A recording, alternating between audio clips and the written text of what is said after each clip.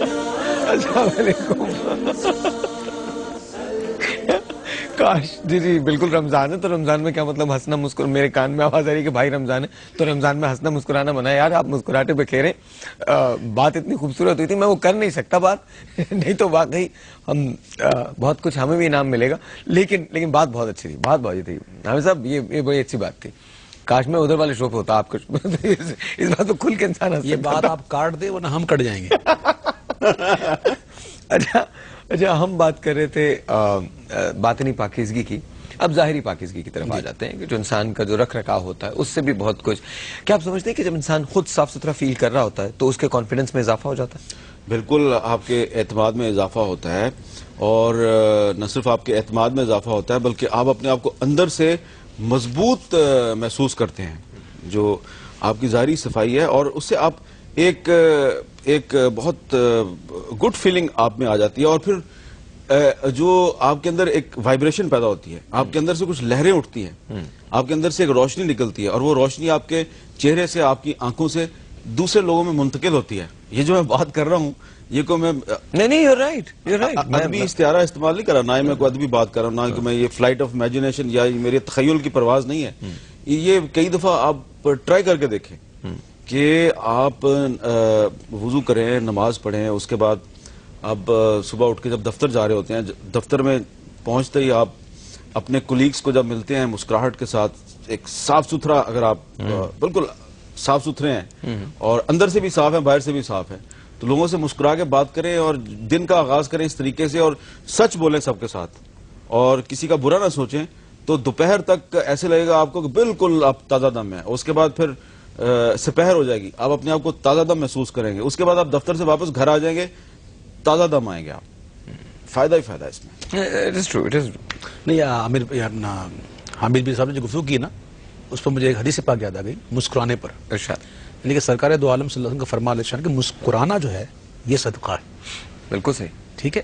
اچھا دوسری بات یہ کہ ہم نے جو اچھا مسکرانا صدقہ ہے, میں آپ کی بات کاٹ رہا ہوں, لیکن یہ ابھی ہنس رہے تھے, وہ مسکرانا نہیں. تو ہنسنا کیا منع ہے؟ نہیں, مسکرانا اور ہنسنے میں فرق ہے. اچھا, اس لیے مسکرانا جیسے میں مسکرا رہا ہوں, یہ مسکرا رہے ہیں, آپ بھی مسکرا رہے ہیں زیر لب, تو یہ مسکرانا ہے. اور جس طرح یہ جو ہنس رہے تھے بہت ساری باتوں پہ زیر لب مسکراتے ہیں, اسے کہتے ہیں کہا, وہ منع ہے. وہ مطلب ویسے بھی سرکار دو عالم سے ثابت نہیں ہے اس طرح. ٹھیک ہے, بس وہ تو گفتگو کہیں اور نکل جائے گی. ظاہری پاکیزگی کی آپ ذکر کریں گے, باطنی پاکیزگی پر ہم نے کوئی سیر حاصل گفتگو نہیں کی ہے اور کر بھی نہیں سکتے اتنے مختصر وقت میں. تو ظاہری پاکیزگی کے حوالے سے مجھے اسلام میں صفائی کو اتنی اہمیت دی گئی ہے کہ ایک مرتبہ سرکار دو عالم صلی اللہ تعالیٰ علیہ وسلم کی بارگاہ میں ایک شخص حاضر ہوئے جن کی زلفیں بکھری ہوئی تھی. اکثر دیکھتے ہیں لوگ بال نہیں بناتے, تو آقا دو عالم صلی اللہ علیہ وسلم نے اسے تنبیہ فرمائی اور فرمایا اپنی زلفوں کا اکرام کرو, یعنی کہ کنگھی کرو, تیل لگاؤ, صاف ستھرا رہو. اور بھی کئی باتیں ایسی ہیں جیسے ہم لوگ جو ہیں وہ پبلک پراپرٹی ہیں, ہمیں اکثر لوگوں سے ڈیلنگ ہوتی ہے. بعض اوقات ایسا ہوتا ہے نظاہر بھائی کہ لوگ اتنا قریب آ کے گفتگو کرتے ہیں اور ان کے منہ سے اس قدر اسمیل آتی ہے کہ بندہ پریشان ہو جاتا ہے.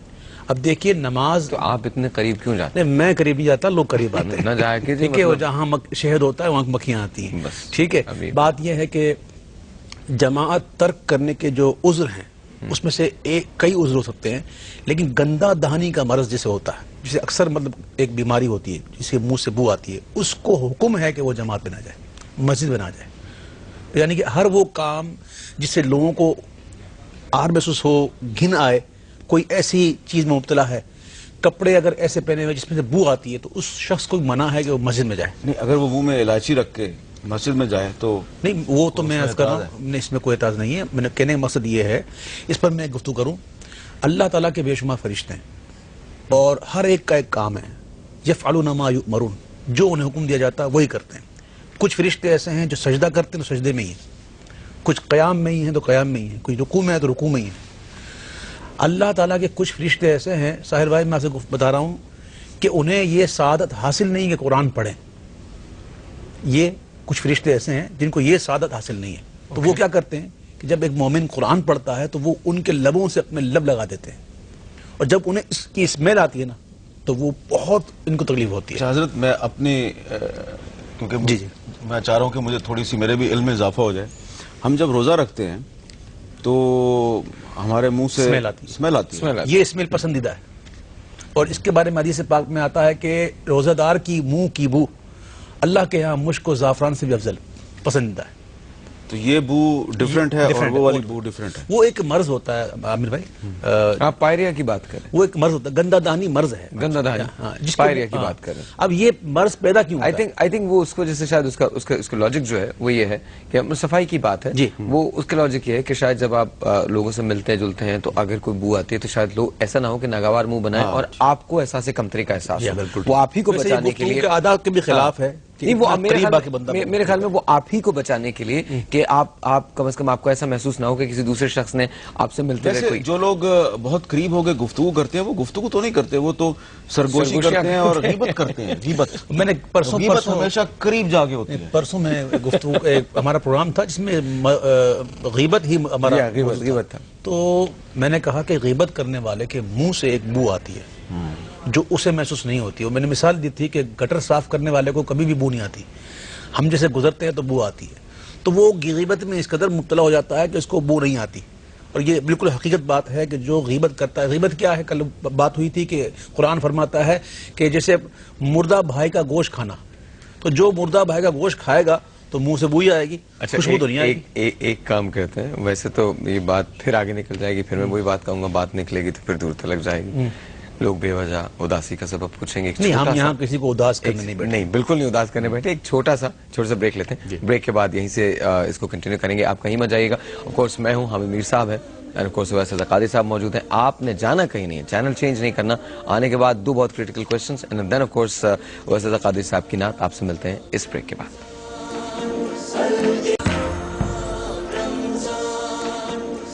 السلام علیکم ونس اگین, ایک مرتبہ پھر خوش آمدید آپ کو انعام رمضان کی اس ٹرانسمیشن میں. حامد میر صاحب تشریف رکھتے ہیں, آف کورس ویس رضا قادری صاحب تشریف رکھتے ہیں. اس سے پہلے کہ میر صاحب سے بات ہو اور ہم اجازت چاہیں, پہ کچھ یہ لاسٹ لنک ہے آپ سے نعت رسول مقبول کی درخواست ہے. ماشاءاللہ, سبحان اللہ. حامد میر صاحب نے فرمائش کی تھی, ایک نعت کی میں نے پڑھی. اب میں چاہوں گا کہ آپ بھی ایک فرمائش کر دیں. میرے لیے تو بہت اچھی نعت ہے, یا رسول اللہ تیرے در کی فضاؤں کو سلام. سبحان اللہ. یا رسول اللہ تیرے در کی فضاؤں کو سلام.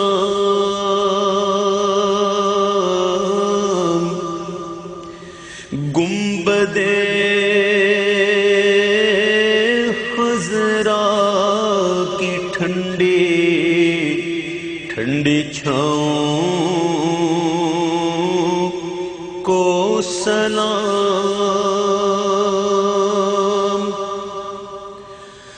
مسجد نبوی کے صبح اور شام کو سلام.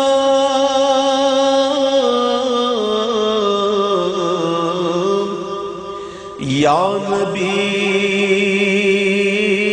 تیرے غلاموں کے غلاموں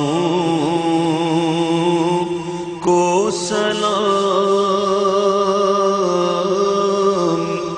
یا رسول اللہ تیرے در کی فضاؤں کو سلام.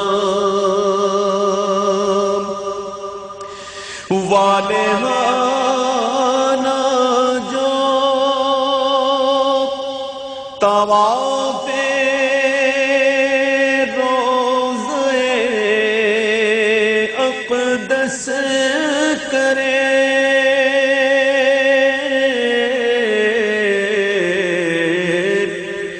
مست و بے خود وجد کرتی ان ہواؤں کو سلام. جو مدینے کی گلی کوچوں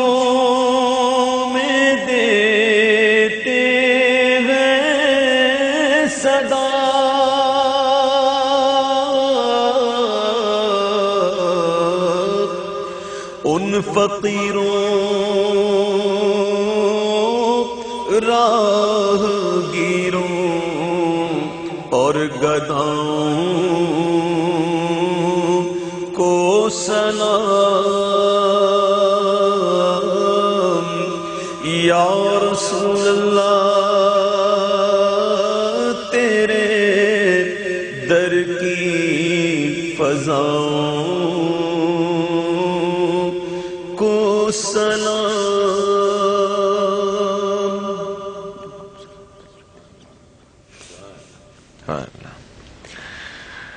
کیا بات ہے، کیا بات ہے. پتہ نہیں کہیں دور لے جاتی ہیں بہت ساری چیزیں اور بہت قریب آ جاتا ہے، بہت قریب آ جاتا ہے. anyway, آپ پولیٹیکل ٹاک شو ہوسٹ کرتے ہیں. ایک سوال جو میں آپ سے واقعی پوچھنا چاہتا ہوں پولیٹکس کے حوالے سے، جب ہم صفائی کی بات کرتے ہیں تو ہمیں ایک خاص چیز نظر آتی ہے پولیٹیکل ٹاک شوز میں. ہر شخص بیٹھ کے ایک دوسرے پہ کیچڑ اچھال رہا ہوتا ہے اور خاصا عجیب سا سما لگتا ہے. ایک پراگندہ سی فیلنگ آتی ہے کہ کیا سلسلہ ہے اس طرح سے. اور معذرت کے ساتھ آپ ہی کی بات نہیں، بہت سارے اور ٹاک شوز جو ہیں وہاں بھی اسی قسم کی صورتحال ہوتی ہے. اور کبھی کبھی میں نے آپ کو بھی جھنجھلاتے ہوئے دیکھا ہے، بہت سارے اور لوگوں کو بھی جھنجھلا جاتے ہیں کہ یار جو ایشوز ہیں کم از کم ان پہ تو بات کی جائے. ٹیل می، یہ کب درست ہوگی؟ یہ بھی ایک تو صفائی کا حصہ ہونی چاہیے نا کہ یہاں بھی لوگ کم از کم اپنی بات سے دیکھیں. آپ نے بالکل صحیح کہا، لیکن میرا خیال ہے اس کی ذمہ داری ان لوگوں پہ عائد ہوتی ہے جن کا عرصہ اقتدار پاکستان میں پولیٹیشن سے زیادہ رہا ہے. 1947 سے لے کے 2010 تک پاکستان میں 32 سال تک ملٹری ڈکٹیٹرز نے حکومت کی ہے اور 31 سال تک پولیٹیشنز نے حکومت کی ہے. ان ڈکٹیٹرز نے جو گندگی پولیٹیشنز میں انجیکٹ کی، وہ گندگی جو ہے وہ ہمیں پولیٹیشن میں تو نظر آتی ہے، لیکن ہم میں اتنی ہمت اور جرت نہیں کہ جو ڈکٹیٹر نے گندگی پھیلائی ہے اس کی طرف بھی ہم اشارہ کریں. اب یہ جو NRO ہے اس کی گندگی ایک ڈکٹیٹر نے پھیلائی نا. اس سے پہلے جو پولیٹیشنز میں پیسے تقسیم کرتے رہے، ISI secret fund scandal, Mehran bank scandal, وہ کیا ہے؟ وہ بھی ڈکٹیٹرز نے پھیلائی نا. یہ جو گندگی جو ڈکٹیٹرز نے پھیلائی ہے ہمیں اس کی طرف بھی توجہ دینی چاہیے، کیونکہ یہی گندگی ہمیں پولیٹیشنز کے کردار میں اور رویے میں نظر آ رہی ہے. اچھا، پھر at the end of the day I think we all agree کہ اگر ہم چیزوں کو بہتر بنانا چاہتے ہیں تو انڈیویجولی ہم کو بہتر ہونا پڑے گا. اپنے آپ کو صاف کریں، اندر سے بھی باہر سے بھی. تو چیزیں صفائی نصف ایمان ہے. سر بہت بہت شکریہ، thank you so very much for being here on the show. بہت شکریہ آپ کا سر، آپ کا بہت بہت شکریہ. آف کورس آپ سے دوبارہ ملاقات ہوگی اور آپ کراچی تشریف لائیں تو please do come on the show. Thank you so very مچ، بہت بہت شکریہ. ہمارے پاس وقت بہت کم ہے. آف کورس آپ سے میری ملاقات ہوگی افطار کے وقت، لیکن جانے سے پہلے صرف ایک بات، جو ہمارا کنسنسس ہے وہ صرف ایک ہے، کنکلوژن جو ہے اس پورے شو کا وہ صرف ایک ہے کہ آئیے مل کے عہد کریں کہ اپنے آپ کو خود ایک ساتھ مل کے ظاہری طور پہ اور باطنی طور پہ اپنی کلینزنگ کریں گے. اس بارے میں پریشان ہونا چھوڑ دیجئے کہ دوسرا کیا کر رہا ہے اور کیوں کر رہا ہے. آپ پریشان ہو کہ آپ نے کیا کیا ہے اور کیوں کیا. میں کتاب پڑھ رہا تھا تو اس میں ایک بہت خوبصورت سی بات لکھی تھی کہ میں اکثر اس بات پہ سوچا کرتا ہوں کہ دوسرا کیا کرتا ہے، جبکہ مجھے صرف یہ سوچنا چاہیے کہ میرا اپنا عمل کیا ہے. آپ سے ملاقات ہوگی ڈیفینیٹلی افطار تک. تب تک مسکراتے رہیے، پاکستان کی حفاظت کیجیے. خدا حافظ.